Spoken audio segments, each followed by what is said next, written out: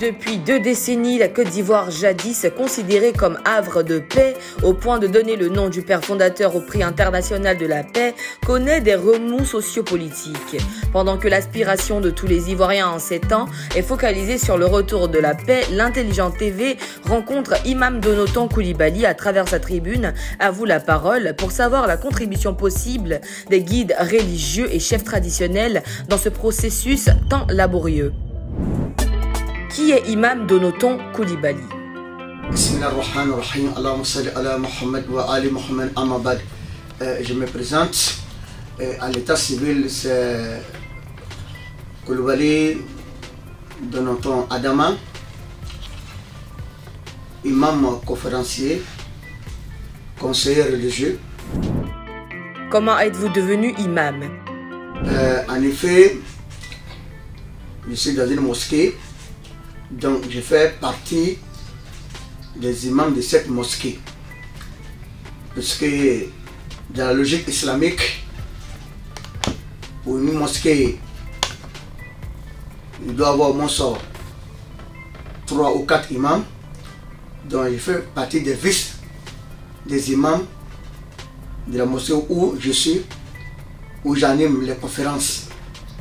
Voilà. Le nom de la mosquée, c'est quoi? Le nom de la mosquée, c'est Nourou Moussa,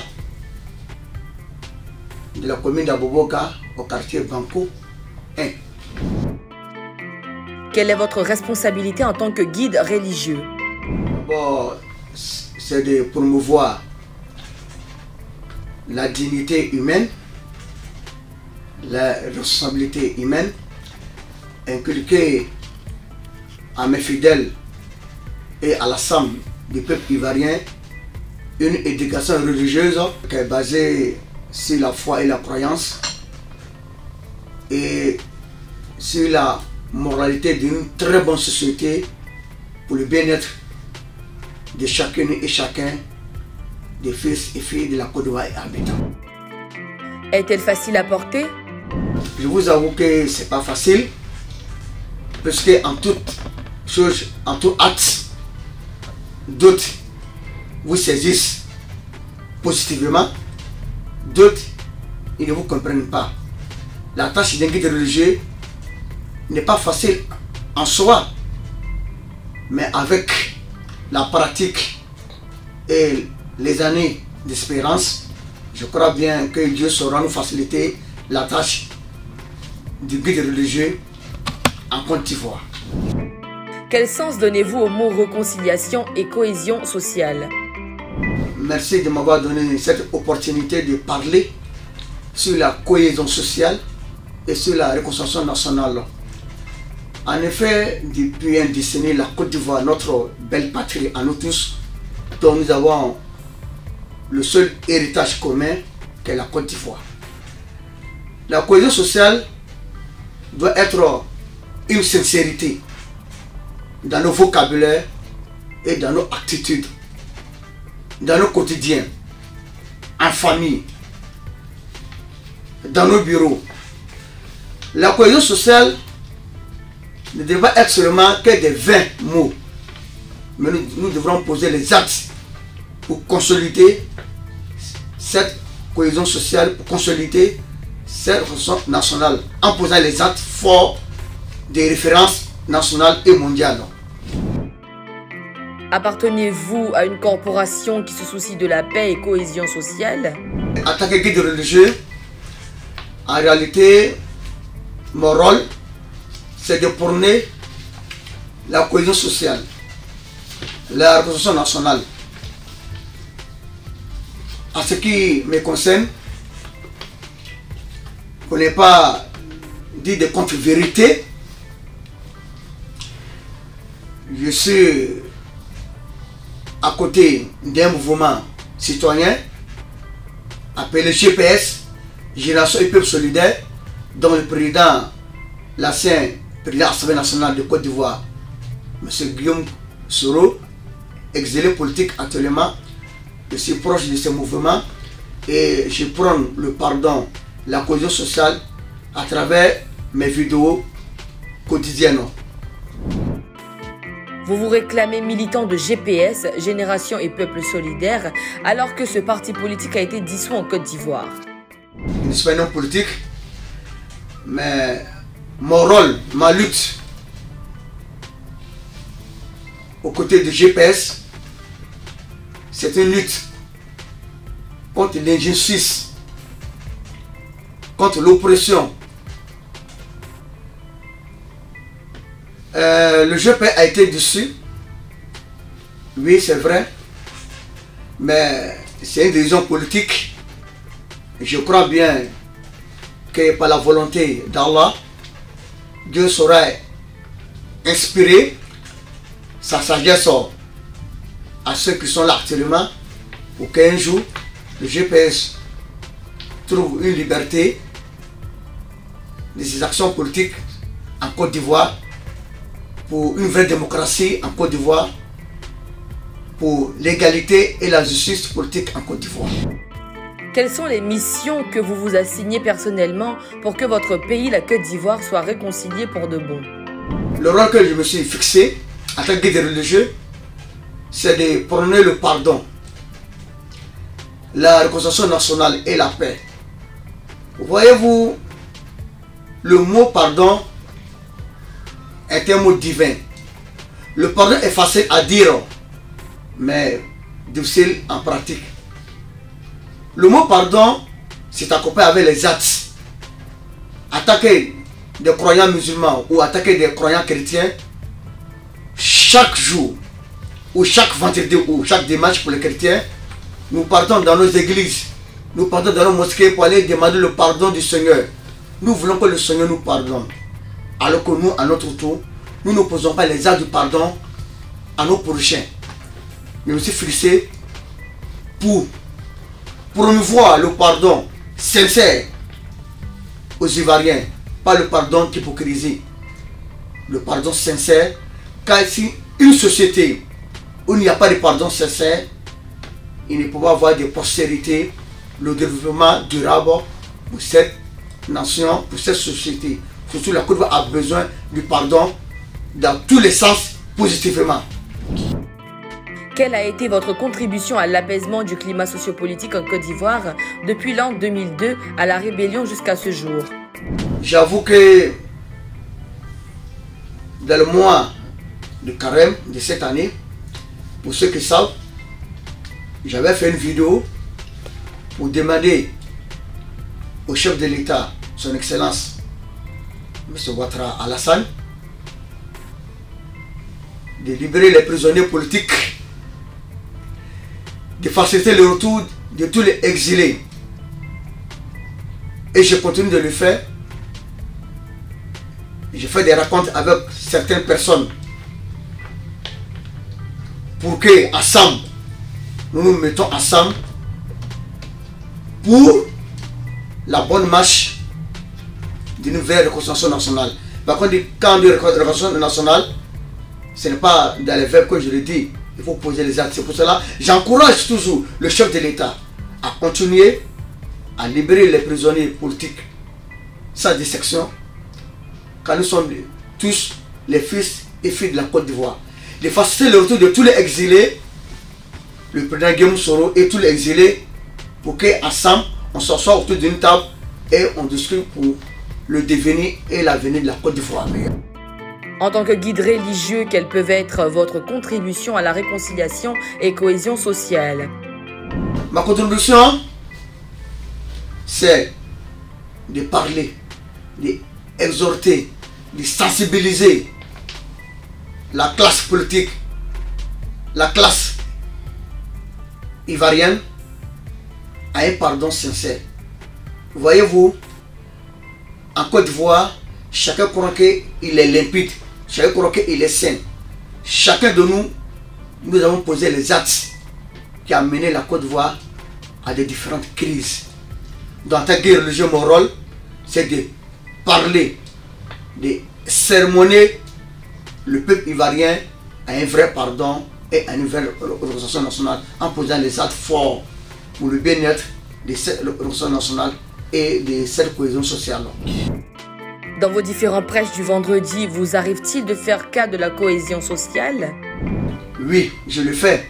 Puisqu'un guide religieux est celui-même qui est l'acteur, qui est, je peux dire, l'émissaire, voilà, d'une cohésion sociale de sa communauté et hormis même sa communauté. En tant que guide religieux, dans mes prêches, j'ai toujours parlé du pardon. J'ai toujours parlé de la cohésion sociale. J'ai toujours parlé de la réconciliation nationale vraie. J'ai toujours exhorté même mes collègues guides religieux de parler plus sur le pardon, l'utilité du pardon, la place du pardon de la foi musulmane.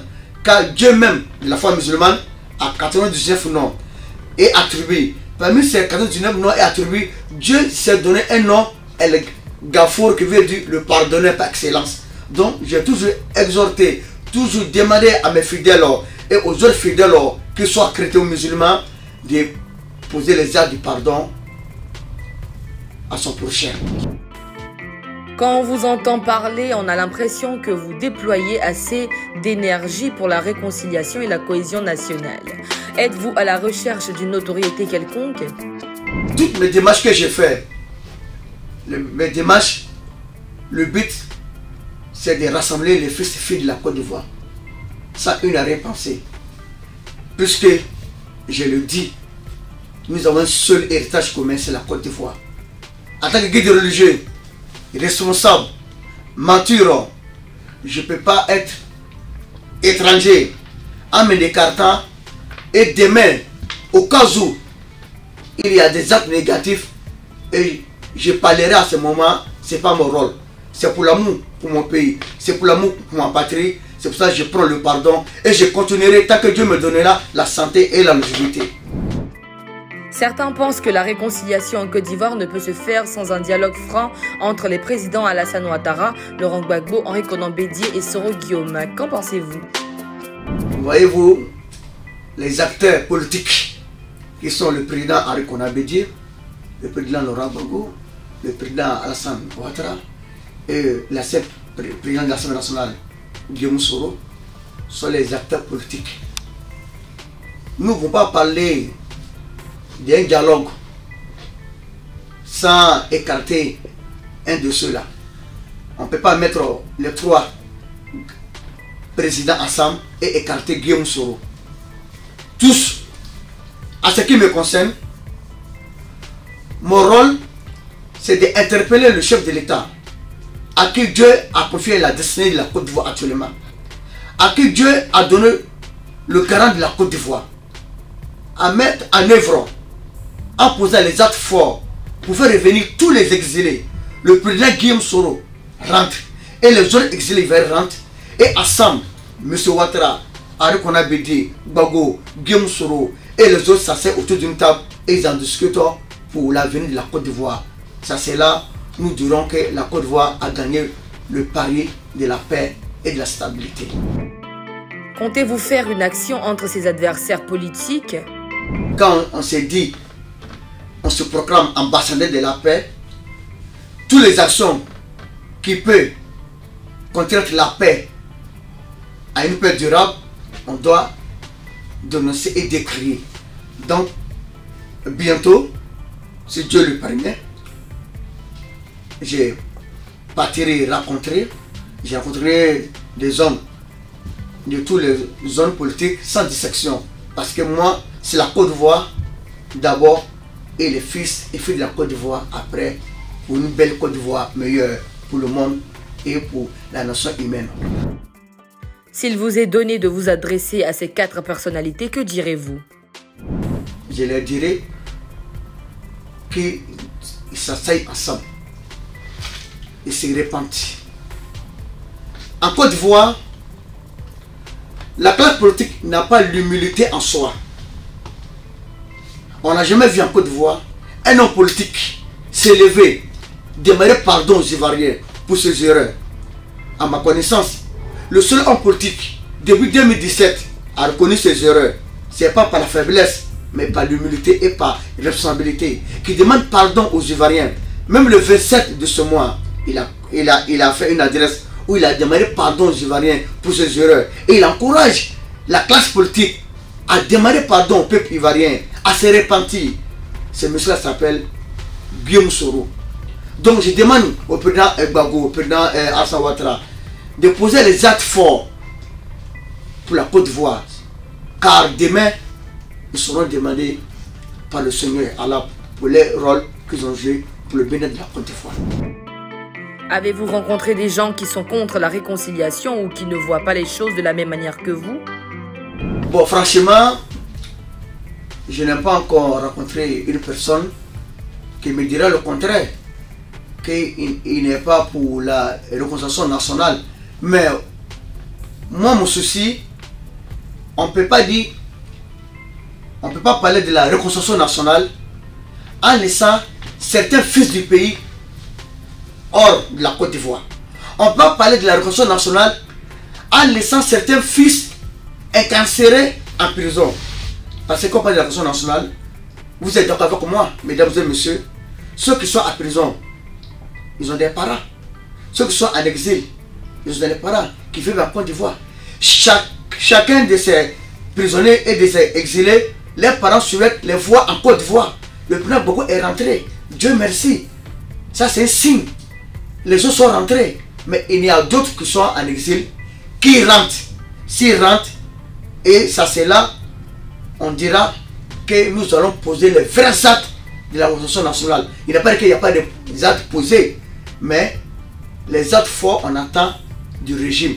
Et je suis convaincu qu'il n'y a aucune personne qui est contre cette Révolution nationale, mais que ça soit sincère, en toute humilité et vraiment en toute franchise.